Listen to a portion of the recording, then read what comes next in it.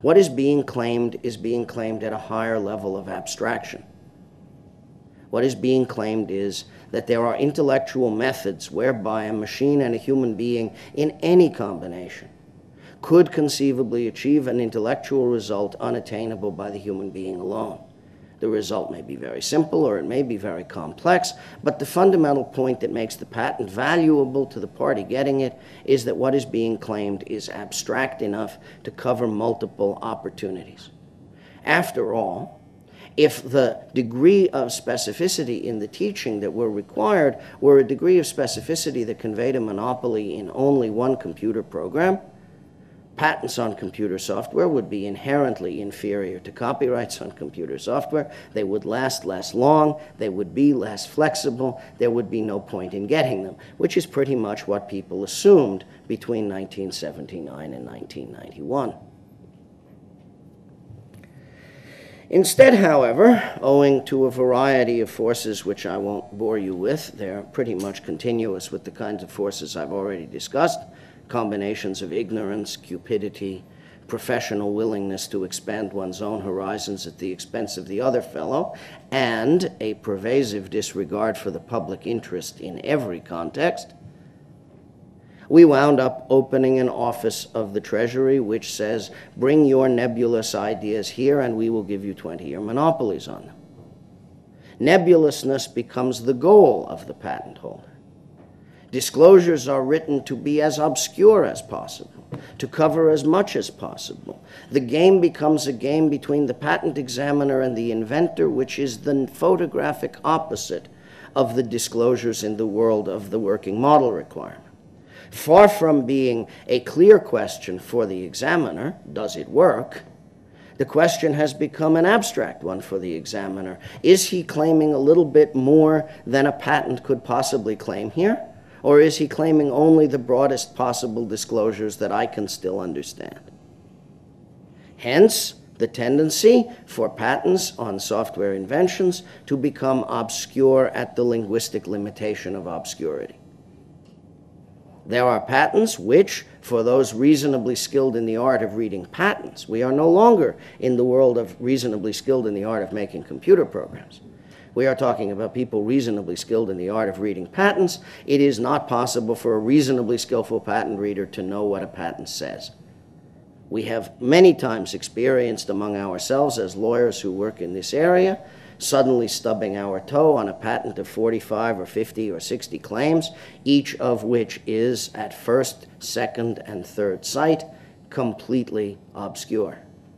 We understand computer programs, we understand patents, we know a fair amount about software, we know a good deal about patent law, none of which does us any good when we sit down to read the patent. We are still wondering, what does this mean? Hours of skilled work, disassembling the patent claim by claim, word by word, phrase by phrase, allows us to begin to understand something is being claimed here and what the something might or might not be. But besides the inevitable opening recitation that it concerns a computer system, a network, a client, a server, and some money, it is usually very difficult to figure out at first glance what exactly it is that's being claimed, and thus it was supposed to be. For the patent, far from being a way for a skilled tradesman to make good his immigration costs by actually teaching people something valuable, the patent has become a heuristic instrument of business strategy.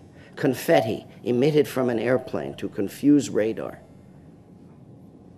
Smoke, mirrors, and bang with some flash, designed to convince competitors that they had better enter into cross-licenses or else. And leaving, of course, anybody on the ground who may be hit by falling confetti or flare fragments as mere collateral damage of what is assumed to be everybody's major business, which is competing firms against firms for the magic overall prosperity of a free and vigorous competitive market. Charades from one end to the other. In the week that we announced the first draft of GPL3, we got an interview for Richard Stallman with one of the reporters at the New York Times, Mr. Steve Lohr, who covers our industry. And he was talking to my dear friend Richard about the situation of the new GPL3. And he said, trite and useful question, well, Mr. Stallman, back all those years ago when you first made the GPL, did you ever think it could come to this? And Richard said, no, of course not. He said, from the minute I first heard about software patents in 1991, I assumed we were doomed. Eben is more optimistic. So, all right, I'm going to try and be more optimistic. I have explained to you how we got from the primordial slime to the current mess. And it's a pretty bad mess. There's no question about it.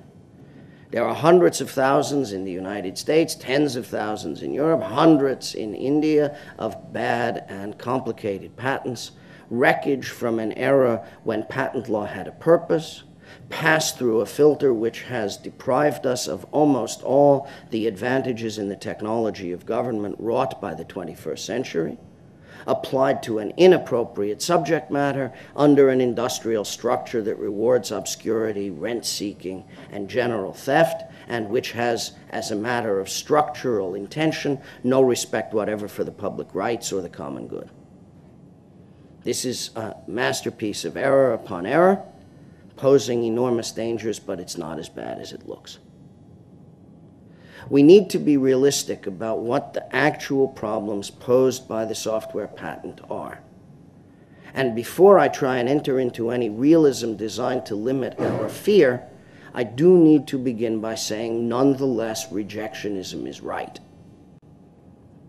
My pessimist friend, Mr. Stallman, has repeatedly said, not without reason, that you will not ameliorate the patent system sufficiently to avoid the problems that most concern him.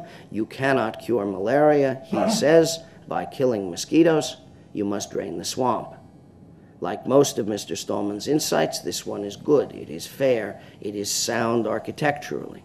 There isn't any way to cure malaria by killing mosquitoes, and therefore I will enter into my realism by saying, and despite everything I'm going to say from here to the end, in the end, the only long-run suitable fashion to deal with this situation is to get out of the patent system. But for reasons I've already suggested to you, if we as an interested community got ourselves out of the patent system, that wouldn't really be enough either, because it would leave the patent system behind. And the patent system is a problem regardless of whether it is applied to software or not. Indeed, and this is the real point of my saying it is not so bad for us, it is worse for others. The situation with respect to pharmaceuticals is far more dire than the situation I'm about to discuss with respect to software. We must, as concerned citizens, do something about the patent system in its totality. But when we strategize specifically for the purpose of keeping free software free, we have some advantages. And it would be well for us to know what those advantages are and why our situation contains some strategic assistance as well as the difficulties we've already pointed to. In the first place, then, the very obscurity in which software patents love to enwrap themselves is an assistance to those who do not like the patents. In the first place, obscure, big, vague, fuzzy patents present more target to shoot at, assuming someone is shooting. In the second place, inventing around even large, soft, fuzzy, and obscure patents is feasible in the world of software. The beauty of software, the reason that many of us are hackers in the first place, is the one grand truth of Pearl: there's always another way to do things. The process of attempting to build actual roadblocks using single patents is a hard process for the architect. If you look at the places where the patent system actually makes it difficult for hackers to work, it is difficult not on the basis of single patents. It is difficult on the basis of carefully constructed, interlocking patent thickets, the purpose of which is to prevent the competitive development of software. As, for example, in the areas of multimedia compression, where, if we take just one example well known to all of us, The process of laying out a careful rectangular array of interlocking patents was used by the Motion Picture Experts Group and other similar organizations to make it specifically difficult to devise new multimedia compressions, new codecs for the transmission of multimedia data by systematically patenting out a field. This you can only do, of course, either if you have a working model of everything or if you have a broken patent system. The latter was the course pursued, as we've already suggested, and it became possible to troll your way into a real thicket, as it were, and that's the goal of certain industrial combines. But except where thickets have been built with the clear intention of imprisoning successive workers, individual patents leave lots of room for inventing around. I'm not in a position to tell war stories here in public, but at each level of scale, from programs in our free world that are menaced by one or two particular patents, to areas in which the free world has confronted larger collections of patents in hostile hands, inventing around activity has proven to be extremely valuable and fundamentally useful in eliminating threats. Second, the incentives faced by a patent holder seeking aggressively to make economically valuable use of his patent mesh poorly with the lightweight and interestingly counterintuitive structures of the political economy of free software. Most of the people who do most of the software making don't make revenues from which royalties can be paid. Accordingly, a party seeking merely to extract tribute may be able to make good use of its patents, But a party seeking to use patents primarily to obstruct progress, a party using the patent monopoly to shore up other monopolies, faces the difficulty that the primary creative parties are not economically feasible to sue. The very desire to make patent litigation complex and expensive, which is an assistance to parties in cross-licensing with other firms holding patents, make it prohibitive to pursue individual developers or small groups of developers organized in nonprofit structures, because the material costs of pursuit are greater than any conceivable value in the final order to stop. Disclosure of the patent, as a monopolist has recently proven once again, is a device that not even the most aggressive party undertakes lightly, because the minute you mention what patents you're talking about, numbers of things might happen to you. If they are weak patents, they might die. If they are strong patents, they might be invented around. If they are patents available in one or two localities, development will shift to localities where the patent doesn't constrain development. In short, die Gedanken sind frei, and it's very difficult to chain them up with the help of a patent office. Patent offices were never invented for the purpose of chaining up ideas, and as I have already pointed out, patent offices live by archaicism, not by progressive improvement of their mechanisms. Not having been intended as effective jailers for ideas, they aren't effective jailers for ideas. It is the goal of the patent holder to puff himself up and look big and threatening. But when he comes to threaten, he is actually more effective at threatening parties of his own size than he is at threatening our fish.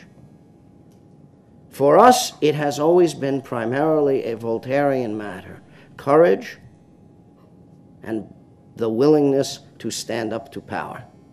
Audace, toujours l'audace.